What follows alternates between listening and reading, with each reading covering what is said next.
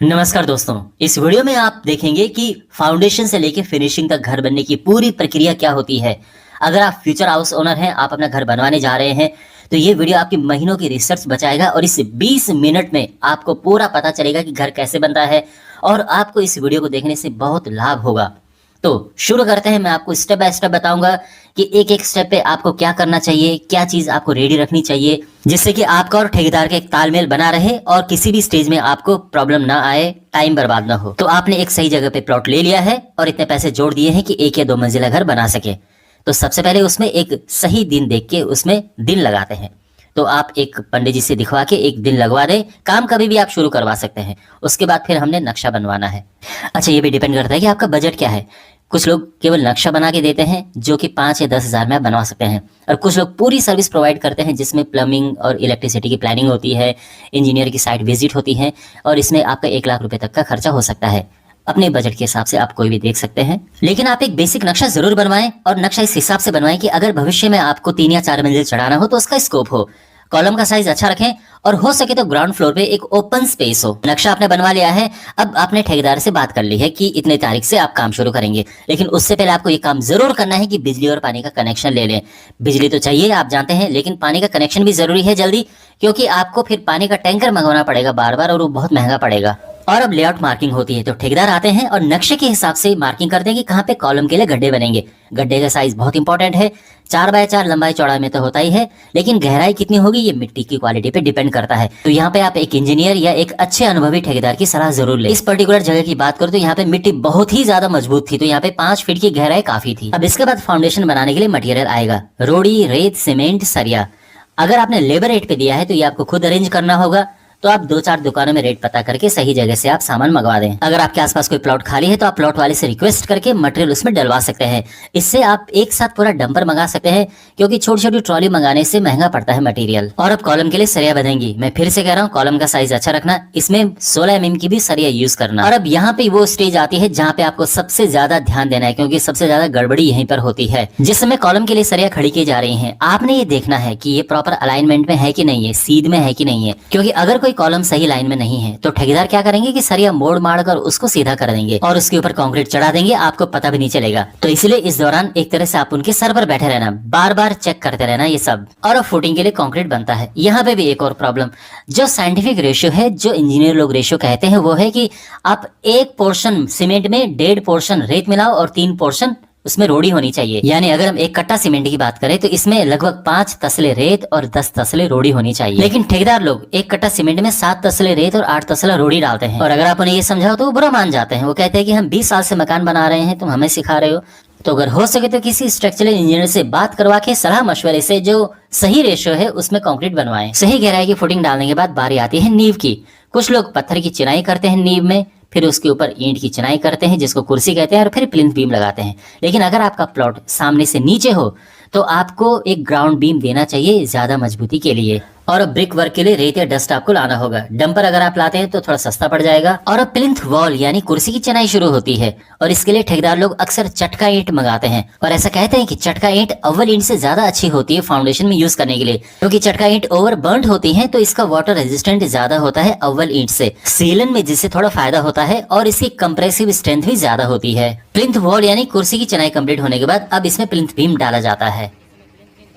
अब अगर अभी तक आपके घर के बाहर सीवर लाइन नहीं आई है तो आपको एक सोख्ता यानी सोकपिट बनाना पड़ेगा। क्यूरिंग यानी तराई एक इंपॉर्टेंट पार्ट है। तो कितना करना है? जब ब्रिक वर्क होता है यानी ईंट की चिनाई का काम, इसमें कम से कम 7 दिन हमें करना चाहिए। आइडियल है कि 10 से 14 दिन आप करें। और जो कंक्रीट है जैसे बीम, कॉलम, छत, मिनिमम 10 डेज तो करना ही करना है। आइडियल है कि आप 14 दिन करें। तो वापस घर बनने के प्रोसेस पे आते हैं। एक बार प्लिंथ बीम बनना कंप्लीट हो जाए, इसके बाद आपको वाटर प्रूफिंग करनी है सीलन से बचाव के लिए, वेरी इंपॉर्टेंट। इसके लिए यहाँ पर क्या किया है कि 301 URP का एक कोट किया है और इसके बाद ब्यूटीफिक्स के 2 कोट किए हैं। इस प्रोसेस का सक्सेस रेट काफी अच्छा है। बाकी आप किसी सीलन एक्सपर्ट की सलाह लेके आप वाटर प्रूफिंग करवा सकते हैं। कॉलम बनने के बाद जब वापस उन गड्ढों पे मिट्टी भरी गई तो आपको ठीक से वहां पे पानी डालना है, क्योंकि ये पानी से क्या होगा, ये मिट्टी नीचे धंस जाएगी, क्योंकि अभी यहाँ पे बैक फिलिंग भी होगी और इसके बाद बैक फिलिंग का प्रोसेस शुरू होगा। अगर आपका प्लॉट जमीन से नीचे है तो आपको काफी सारी मिट्टी की जरूरत पड़ेगी बैक फिलिंग करने के लिए। तो ये अक्सर लोग मिट्टी डालते हैं या किसी के घर का अगर मलबा हो तो वो डाल देते हैं, लेकिन बेस्ट है कि आपको कुछ रेत टाइप का मिल जाए, इससे सीलन में भी थोड़ा हेल्प मिलती है। और अब कॉलम के लिए मार्किंग करके सही से फर्मा अरेंज करके फिर कॉलम कास्टिंग होगी, कॉलम की भराई। अब कॉलम की भराई का सही प्रोसेस क्या है, इसमें भी कुछ बहस है, तो इसको हम अगले किसी वीडियो में डिस्कस करेंगे। और अब दीवारें चिनी जाएंगी तो इसके लिए आपको ईंट अरेंज करनी होगी और अब दीवारों की चिनाई शुरू होगी। लेकिन आपको साथ में खिड़की और दरवाजे की चौखटों का भी ऑर्डर देना है, क्योंकि उसको आने में भी 10-15 दिन लगते हैं पूरा। क्योंकि अगर आपकी कुछ बाहर की दीवारें ऐसी जिसमें चौखट नहीं लगेगी तो वो तो पूरी चीनी जाएंगी, लेकिन फिर ऐसी दीवारें आएंगी जिसमें दरवाजे या खिड़की हैं, तो आपको उसके लिए चौखट चाहिए। अब मैं आपको इसलिए बोल रहा हूँ क्योंकि इस घर के मालिक ने चौखट टाइम पे तैयार नहीं की थी, तो इसलिए फिर सीधे ही उन्होंने लेंटर की तैयारी कर दी। तो अब यहाँ पर लेंटर डाला जाएगा पहले और बाद में फिर इसके ऊपर चिनाई होगी और फिर लास्ट में नंबर आएगा नीचे वाली चिनाई का। अच्छा, यहाँ पे मैं आपको एक एडवाइस देता हूँ, अगर आपका 2 मंजिला मकान बन रहा है तो आप अपने ठेकेदार को कहना कि पहली मंजिल पर पहली छत पर ढाल न दें, इससे आपके टाइल लगाने के दौरान बहुत सारे पैसे बचेंगे। जब छत पे सरिया का जाल बांधा जाए उसके बाद इन पे कवर ब्लॉक लगाना बिल्कुल ना भूलें। ठेकेदार लोग कवर ब्लॉक नहीं लगाते हैं, लेकिन आपने ध्यान रखना है इस बात का कि कवर ब्लॉक जरूर लगे। और इसके बाद आपको मटेरियल मंगाना होगा, रेत, रोड़ी, सीमेंट, सरिया। और हाँ, लेंटर डालने से पहले बिजली के पाइप डाले जाएंगे, तो एक अच्छे इलेक्ट्रिशियन का अरेंजमेंट करके रखें। और अब लेंटर पड़ेगा, शुरुआत में मशीन की पूजा कर लें, धूपबत्ती और थोड़ा मिठाई लेके लेबर लोगों को मिठाई बांट दें। जिस दिन लेंटर पड़ता है अगर आप मालिक हैं तो एक बहुत अच्छी फीलिंग आती है कि आपका अपना घर बनने जा रहा है, एक छत पड़ गई है तो अच्छा महसूस होता है। उससे पहले आप बोलते हैं कि मैं प्लॉट में जा रहा हूँ, मैं साइड पे जा रहा हूँ, लेकिन एक बार लेंटर पड़ जाए तो एक घर की फीलिंग आने लगती है। आसपास आपको कोई रिश्तेदार है, कोई शुभ चिंतक है जो आपके लिए अच्छी भावनाएं रखता है, आप उनको बुला सकते हैं, एक छोटा सा सेलिब्रेशन टाइप का आप कर सकते हैं।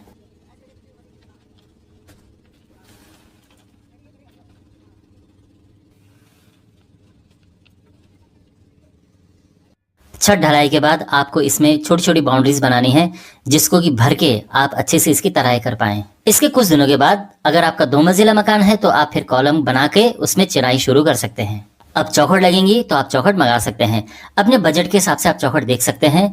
साल की चौखट लकड़ी की जो है वो बेस्ट होती है, बाकी आप अपने हिसाब से देख सकते हैं।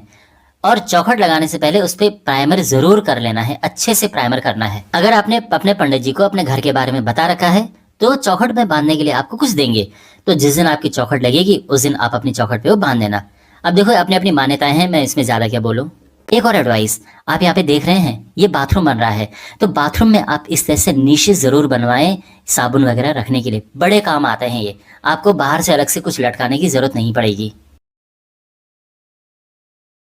और अब दूसरी छत का लेंटर पड़ेगा, इसका प्रोसेस सेम है, बट इस बार आपको छत पे ढाल देनी है। और सीमेंट आपको वाटर रेजिस्टेंट वाला यूज करना है, जो मार्केट में वेदर शील्ड, वाटर शील्ड करके आते हैं। और फिर से ऐसे पानी भर के अच्छे से छत की तराई करनी है 10 से 14 दिन तक। अब इसके बाद छत पे पैरापेट वॉल बनाएंगे, जो ये बाउंड्री वॉल होती है, इसकी हाइट आप कम से कम 3.5 फीट रखना, ये ध्यान रखना।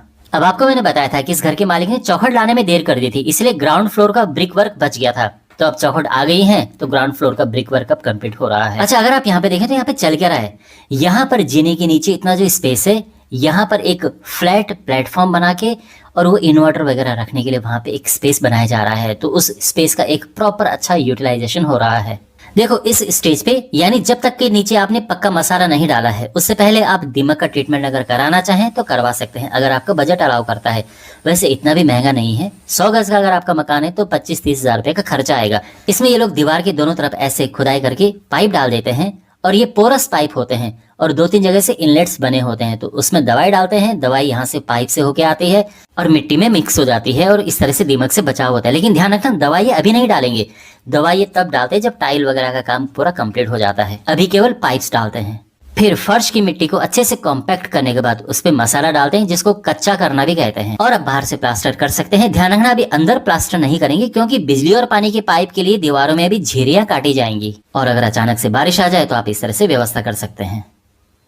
बाहर से प्लास्टर का काम कंप्लीट हो चुका है। अब इलेक्ट्रिसिटी एंड प्लम्बिंग के पाइप डाले जाएंगे। तो इलेक्ट्रिशियन की तो आपने व्यवस्था कर रखी है, याद है लेंटर के टाइम पे, लेकिन प्लम्बर भी अब आपने अरेंज करना है, अच्छा प्लम्बर। लेकिन दोनों में से पहले बिजली वाले आके झिरिया काट के पाइप डालेंगे, क्योंकि जो प्लम्बिंग के पाइप हैं वो ज्यादा इंपॉर्टेंट है, क्योंकि उनमें बिल्कुल छेद नहीं होना चाहिए। पानी वाले पाइप में अगर गलती से हथौड़ा चल के छेद हो गया तो उसमें ज्यादा प्रॉब्लम है, बिजली वाले पाइप मैनेज हो जाएगा। अब एक इम्पॉर्टेंट बात, अंदर प्लास्टर होने से पहले जहां जहां पे पानी और बिजली के पाइप डले हैं आप फोटो ले लें, क्योंकि इन फ्यूचर अगर कभी आपको ड्रिल करना पड़ जाए तो आपको एग्जैक्टली पता रहे कि कहाँ पे पानी और बिजली के पाइप हैं और उनमें छेद ना हो। मुमटी में चढ़ने के लिए आपको ऐसे लोहे की सीढ़ी बनवानी होगी और पानी की टंकियां पहले मंगवा लें, जिससे कि आप पाइप्स में पानी चला के ये देख लें कि कहीं लीकेज तो नहीं है। अब देखो वैसे गेट का काम थोड़ा रुक के होता है, क्योंकि एक बार बाहर थोड़ा मार्बल टाइल का काम हो जाए तो ये पता होता है कि एग्जैक्टली कितनी हाइट पर गेट लगेगा। लेकिन इस घर के मालिक ने गेट पहले बनवा लिया और इसका रीजन ये था कि तार वगैरह अब यहाँ पे डलेंगी और तार चोरी होने का खतरा बहुत होता है, तो इसीलिए गेट वो पहले लगवा रहे हैं और उसके बाद वो यहाँ पे रह के चौकीदारी भी करेंगे। और अब फॉल सीलिंग का काम शुरू होगा। यहाँ पे आपने इलेक्ट्रिशियन और फॉल सीलिंग वाले के बीच में एक तालमेल रखना है, क्योंकि अक्सर इलेक्ट्रिशियन कहते हैं कि एक बार फॉल सीलिंग का फ्रेम डल जाए तो हमें कॉल कर देना, हम कॉब लाइट कंसील लाइट के लिए पाइप्स डाल देंगे और उसके बाद तब फॉल सीलिंग आप कंप्लीट कर सकते हैं।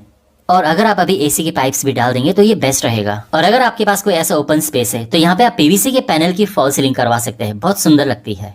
और आपको याद है मैंने क्या कहा था कि जो इसके घर के मालिक हैं वो यहाँ पे चौकीदारी करेंगे, क्योंकि बिजली की तार एसी की तार डल गई हैं और उनके चोरी होने का बहुत खतरा होता है। तो क्या तरीका है इससे बचने का? यही है कि यहाँ पे चौकीदारी करो।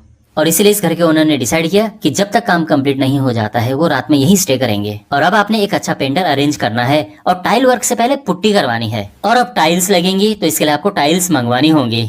अपने बजट के हिसाब से और अपनी पसंद के हिसाब से आप टाइल्स मंगवा सकते हैं, लेकिन ये ध्यान रखना टाइल्स पे आप सोच समझ के अच्छा टाइम लेके आप टाइल्स लें, क्योंकि देखो कलर तो चेंज हो जाता है लेकिन टाइल्स आप चेंज नहीं कर सकते हैं, तो इस पे आप अच्छी रिसर्च करें। वैसे अगर आप चाहें तो एक वीडियो मैंने बना रखा है, आपको नीचे डिस्क्रिप्शन में उसका लिंक मिल जाएगा कि अच्छी टाइल्स आप कैसे परचेज करें अपने बजट में। और अब टाइल्स लगने की प्रक्रिया शुरू होगी।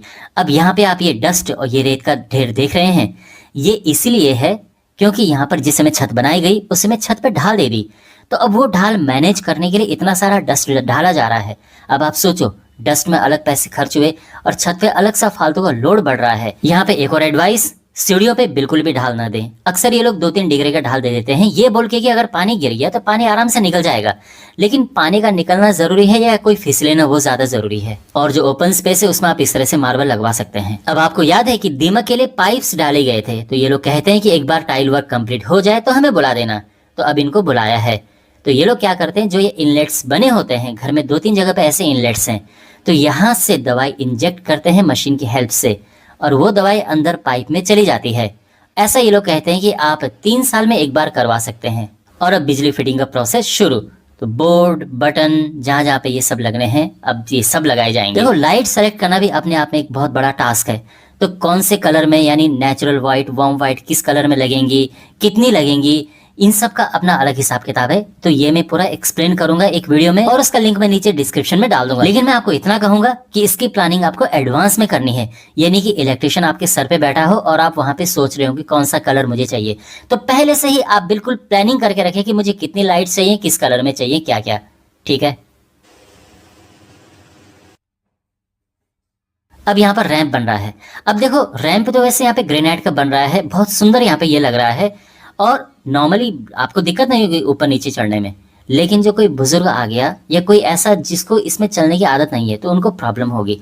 तो इसलिए बेस्ट सुझाव है कि थोड़ा इसमें जैसे सीढ़ी टाइप का जैसे स्टेप्स होते हैं ना, वो बनवा दे चढ़ने उतरने के लिए, वो ज़रूरी है।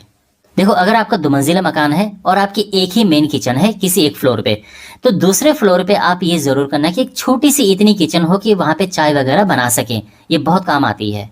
खैर मेन टॉपिक यहाँ पर यह है कि किचन आप कैसे बनवाएं, कारपेंटर मेड किचन बनवाएं या मॉड्यूलर किचन बनवाएं। देखो अगर आपका बजट एकदम खुला है, कोई प्रॉब्लम नहीं है, तो मॉड्यूलर किचन में आप जा सकते हैं। लेकिन अगर आपको कोई अच्छा कारपेंटर मिल गया तो आप एक अच्छी रिसर्च करके आप कारपेंटर मेड किचन बनवाएंगे तो आपका आधे से ज़्यादा पैसा बचेगा। इस घर में कारपेंटर मेड किचन बने, देखो कितनी सुंदर किचन बनी है ये, इसमें आप कोई कमी नहीं निकाल सकते हो। और किचन के काम से इंप्रेस होकर ओनर ने उन्हें कबर्ड बनाने का भी कॉन्टेक्ट दिया और 2 कबर्ड बनाई हैं, एक स्लाइडिंग डोर वाली, एक पल्ले वाली, दोनों ही बेहतरीन बनी हैं। और अब पेंट और पॉलिश का प्रोसेस शुरू होता है। देखो अपने बजट और अपने पसंद के हिसाब से कोई भी कलर आप चूज कर सकते हैं, लेकिन मैं आपको कुछ एडवाइस दूंगा। पहली बात तो यह है कि कभी भी फोटो देख के कलर सेलेक्ट न करें। 90% चांस ये है कि फोटो में आपको जो कलर अच्छा दिखेगा वो एक्चुअल में बिल्कुल भी अच्छा नहीं होगा। तो सिंपल रूल याद रखें कि रूम के अंदर का कलर आप व्हाइट या व्हाइट का कोई शेड कराएं, इससे रूम्स खुले खुले बड़े बड़े दिखते हैं, रोशनी भी रूम में अच्छी दिखती है और रूम लग्जरी दिखता है। फॉल सीलिंग का डिजाइन बिल्कुल सिंपल रखना और इस तरह से आप कलर करवा सकते हैं। जहां तक दरवाजे और खिड़कियों की बात है तो ये लकड़ी में भी बनते हैं, बोर्ड में भी और पीवीसी में भी बनते हैं। अभी आपके बजट के ऊपर है कि आप क्या अप्रोच लेके चलते हैं, लेकिन लोग अक्सर मिक्स्ड अप्रोच लेके चलते हैं कि जो घर का मेन डोर है, खिड़कियां है, ये सागवान में रखते हैं, बेडरूम वगैरह के डोर्स बोर्ड में बनाते हैं और बाथरूम के डोर पीवीसी में बना देते हैं। बाकी आप अपने हिसाब से देख सकते हैं। और अब नेक्स्ट स्टेप, दरवाजे और खिड़कियों पे पेंट या पॉलिश करना। देखो, आप पेंट करते हैं या पॉलिश करते हैं, ये टोटली आपके बजट के ऊपर है, क्योंकि दोनों के खर्चे में बहुत ही ज्यादा अंतर है। पॉलिश करना बहुत महंगा पड़ता है अगर आप अच्छी क्वालिटी की पॉलिश करें, लेकिन इसका रिजल्ट बहुत ही ज्यादा अमेजिंग आता है। अब जिस घर के ओनर हैं उन्होंने पॉलिश करवानी थी, लेकिन जो प्रोफेशनल पॉलिश करने वाले हैं वो बहुत ही ज्यादा पैसे मांग रहे थे, वो अफोर्ड नहीं कर सकते थे। तो इन्होंने एक अमेजिंग काम किया। पहले इन्होंने खुद पूरा प्रोसेस सीखा कि कैसे कहाँ पे एपॉक्सी लगती है, कितने नंबर की घिसाई करनी चाहिए, क्या पूरा प्रोसेस सीखा। इसके बाद जो पेंटर थे उन्हीं को कहा कि तुम पॉलिश करो। 500 रुपए रोज के किराए पे एक स्प्रे मशीन ली और खुद ही पूरा पॉलिश किया, और क्या शानदार रिजल्ट आया। लेकिन रिस्क भी बहुत बड़ा था, अगर गड़बड़ हो जाती तो लाखों रुपए बर्बाद हो जाते। और अब आप नल वगैरह लगवा सकते हैं। बाय द वे, यहाँ पे पहले नल लगे थे, लेकिन बाद में ये सोचा कि यहाँ पे डायवर्टर लगाया जाए, तो प्लम्बर ने बढ़िया काम किया, डायवर्टर लगा दिया वहाँ पे नल हटा। जहाँ पे वॉश बेसिन वगैरह लगवाना है, वैनिटी वगैरह, ये सब आप अब लगवा सकते हैं। टॉयलेट सीट में एक साइफोनिक आती है, एक पुश डाउन आती है। साइफोनिक थोड़ा महंगी होती है, बट मुझे लगता है कि वो बेटर होती है। बाकी अपने हिसाब से आप देख सकते हैं। अगर सर्दियों के मौसम में ही आप गृह प्रवेश करने का सोच रहे हैं तो आपको गीजर भी अभी इंस्टॉल करवा लेने चाहिए। किचन चिमनी जरूर लगवा दे, क्योंकि उसके बिना किचन यूज नहीं करना चाहिए, पेंट वगैरह खराब होता है। फैन भी आप लगा सकते हैं। फैन दो टाइप के आते हैं, एक जो नॉर्मल एसी मोटर वाले आते हैं और एक जो आजकल बीएलडीसी फैन चल रहे हैं। अगर आप बीएलडीसी फैन लगा रहे हैं तो बिजली फिटिंग के दौरान आप रेगुलेटर ना लगाएं, उनका कोई यूज नहीं है, आपको निकालने ही पड़ जाएंगे, वो पैसे बर्बाद होंगे आपके। और आपको याद है चिनाई के दौरान मैंने कहा था कि आप बाथरूम में ऐसे नीश बनवाएं, और देखो कितने काम का है ये। इसके बाद पर्दे की रॉड और पर्दे लगाने होते हैं। अगर आपके घर में ड्रिल मशीन है और आप थोड़ा सा एफर्ट कर सकते हैं, दिमाग चला सकते हैं, तो खुद लगाएं, आप बहुत सारे पैसे बचा सकते हैं। बाकी पर्दे और रॉड लगाने के लिए मार्केट में प्रोफेशनल्स होते हैं, आप उनकी हेल्प ले सकते हैं। और अब रेलिंग लगने की प्रक्रिया शुरू होती है। देखो, तरीका वैसे ये है कि पहले अगर फर्नीचर आपको ऊपर के फ्लोर में लेके जाए तो पहले फर्नीचर लेके चले जाएं और फिर रेलिंग लगाएं। लेकिन कभी कभार ये होता है कि आपको नया फर्नीचर खरीदना है और अभी अभी मकान बना है, बजट नहीं है, तो फिर फर्नीचर लोग बाद में परचेस करते हैं, तो आप ऐसा भी कर सकते हैं, कोई प्रॉब्लम नहीं है। सीढ़ियों में आप ऐसे स्टील की रेलिंग लगा सकते हैं और फ्रंट की तरफ आप ऐसे कांच की रेलिंग लगा सकते हैं। बाकी अपने बजट के ऊपर है, अगर आपको हर जगह स्टील रखना है तो आप वो भी यूज कर सकते हैं। कुछ लोग तो सीढ़ियों में भी ग्लास लगाते हैं, वो आपके अपने बजट के ऊपर है। बट बेस्ट अप्रोच है सीढ़ियों में स्टील की रेलिंग और फ्रंट पे ग्लास रेलिंग। और ये लुक आ रहा है घर का फ्रंट से। और अब आप एक शुभ दिन देख के गृह प्रवेश कर सकते हैं। मुझे उम्मीद है कि इस वीडियो ने आपको कुछ ज्ञान दिया होगा और आपको अब आइडिया लग गया होगा कि घर कैसे बनता है। आपको आपके भविष्य के घर के लिए शुभकामनाएं।